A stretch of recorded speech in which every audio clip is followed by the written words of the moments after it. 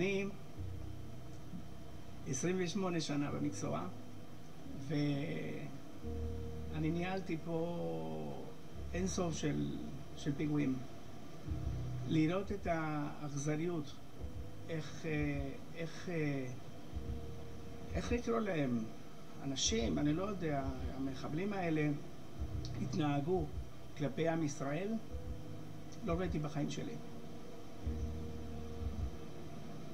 בחיים. סליחה.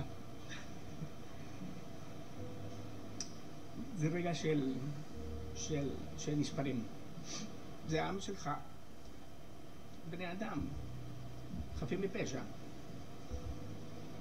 אתה יכול לזהות את הרוע שהם הפעילו במעשה הזה.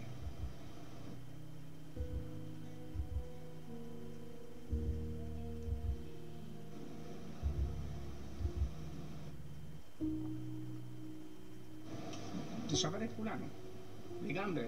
אנשי מקצוע, ברגע מסוים מסתכלים אחד לשני ובוכים. בוכים. מה, לראות את הבוס שלי בוכה?